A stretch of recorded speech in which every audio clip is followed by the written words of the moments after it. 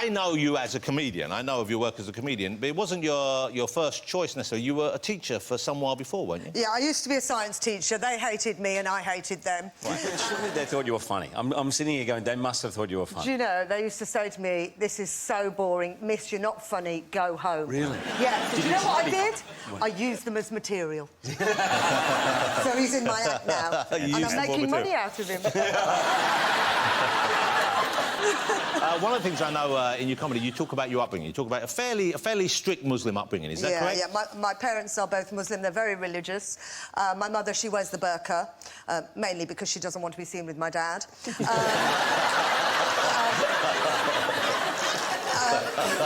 I don't know what the big deal is, you know? All the women in my family, they all wear the burqa, wow. and it's great because they all use the same bus pass. That's a real positive, right? It's a positive, but, you know, I did have a very strict Muslim upbringing. I was never allowed out of the house. So this is seriously, yeah, it was a strict time? Yeah, I wasn't allowed to wear makeup. I wasn't allowed to have the friends that I wanted. I wasn't allowed to have boyfriends. I wasn't allowed to have sex. Wow. God, if only I'd known at the time. No big deal. Nobody has sex these days anyway. You lot don't, otherwise you wouldn't be here tonight. Yeah. I mean, it's been such a long time now, I don't think about it anymore. I think the only way I'm going to get it now is if it snows heavily and someone slips in. No, don't feel sorry for me. Well, I've got a couple of degrees and I've got a lot of reading done. Yeah. That's the only reason I go skiing. Very good. You've got a possibility right there. OK, now, so... You're from Birmingham? Yes, obviously I don't live there anymore because I'm doing well. OK. Your parents, though, they came up from Pakistan, I believe? They came from Pakistan to Birmingham, so not much difference. In the 1960s. So that must have been quite a culture shock for them when they first arrived. Well, do you know what? They were desperate to be British. They were so... They really wanted to be like the British. Like my dad, he's called Mohammed, but he abbreviates it to Bob. And I'd come home and there'd be calendars of Samantha Fox on the kitchen wall, like naked pictures of women in haystacks. And we'd say to him, what are you doing? And he'd say, well, you know, John down the road, he's got one of these, so I had to get one. Because that's what all the British men are doing, you know. He's Welsh.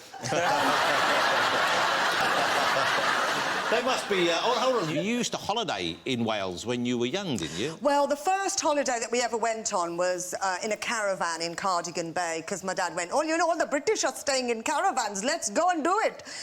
And we got there, and we had to come home after 4 days because he didn't like using the toilets. He was like, I'm all for the British, but this is too much. What, like lack of proper sanitation? Yeah. Really? And then came from Pakistan. Well, this isn't Wales in general. This was a caravan site, I think. So too. Yeah, I'm sure we're very, very clean in Aberystwyth. Yeah. But you're from that town with the long, long name, aren't you? Well, that's where I went to primary school, yeah, but I moved to Aberystwyth when I was about 11. Was that just because it was harder to pronounce the original place? What's the name of the big town? You really want me to do it? Yeah, because I'm so... You really want me to do it? I'm so excited. Yeah. You know where he's from. I've been trying for 4 months to say it. I can't say it. Come on.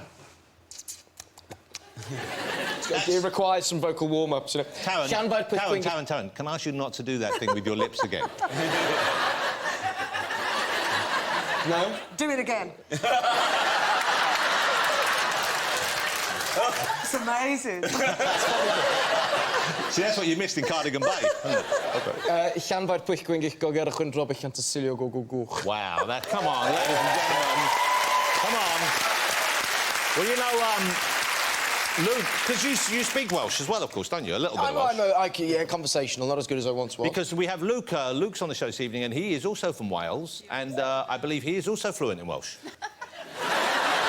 He looks how I feel. I can say that town though. Well, anyone can say I can say it. If you can say it, say it. Say it. Llanfaid pwll chwingil cogar chi'n drobl llantysilio go go go.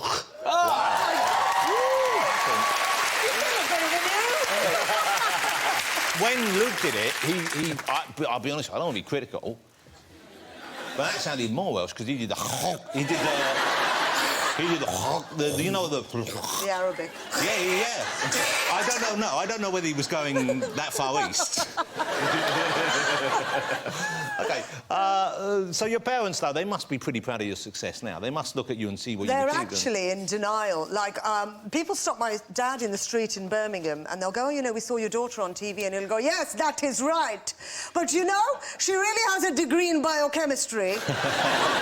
The comedy, she'll get over it. So, but what about when you met the Queen? Your mum and dad, they must have thought this is quite a milestone. One of our daughters meeting Wildly. Finally, we are British. No. Our daughter has met the Queen. We're British. It's true, I met the Queen. I've met the Queen 3 times, but the last time I met her, the reason I went to the palace is because the Indian Prime Minister was coming to Britain. I'm not Indian.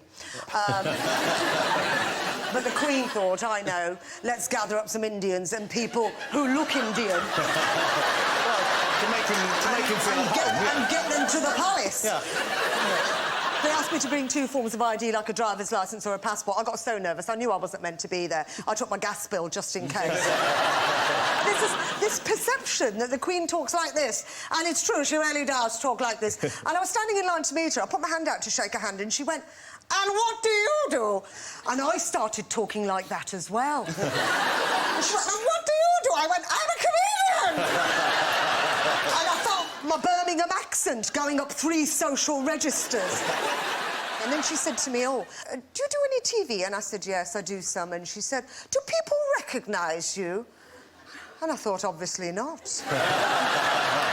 And then she said, the same thing happens to me. What? Now, hang on. Hold No, it. People honestly, don't recognise the Queen. She went, the same thing happens to me. You know, sometimes I go shooting in the country and people look at me and they go, I know you. And I think, you don't know me. Where do you know me from?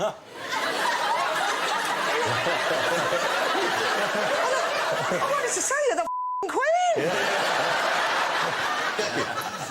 You've met the Queen, surely, Hugh? I met her at some royal event where people were performing, and we lined up at the back, and she came up to me, and I was told, I was told not to ask her questions. That's and all. right, There's a whole lot of protocol.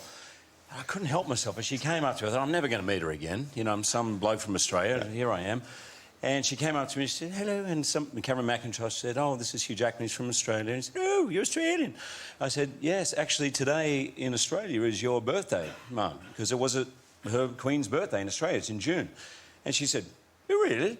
And she turned to her aide and said, is that true? And the aide said, like that, and she said, yes. And I said, well, happy birthday. She said, well, thank you. And that was it. Well, let me ask you about shaving of bodily hair, Shazia, because Shazia made a documentary series for BBC 3 back when it was on TV, before it went online.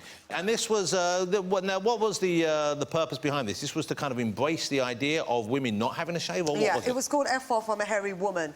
And it was basically because a lot of women feel that men are prejudiced towards hairy women. And, I mean, I'm very hairy, and Asian women are very hairy. My mother's very hairy. She's got a beard and a moustache.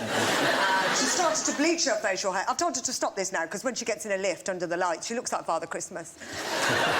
And it was all about how to... This is all true. Taron, None of these are jokes, it's just my life. Do you have a question? You've got your mouth open. No, it's just that...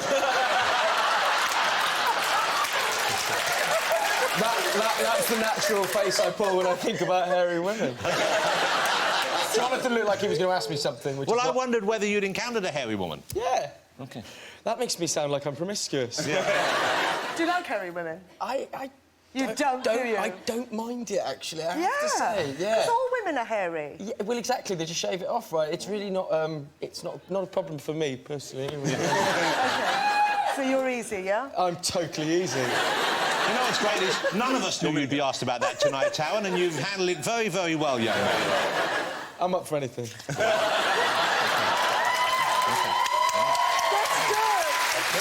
That's the Eddie the Eagle spirit right there.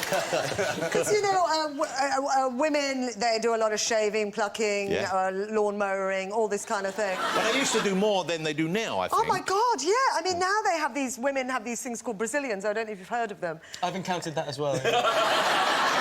What, you had one? Sorry, Mum. Oh, it wasn't your mum's, was it? What are you talking about? Why would he talk about that? Why would you do that? Wrong, mate. I mean, I know. Has your mum had one? Oh, my word. No, I've no idea. I have no desire to know whether... I can't believe we're talking about my mum's Brazilian. This is... I feel I've stumbled into a nightmare.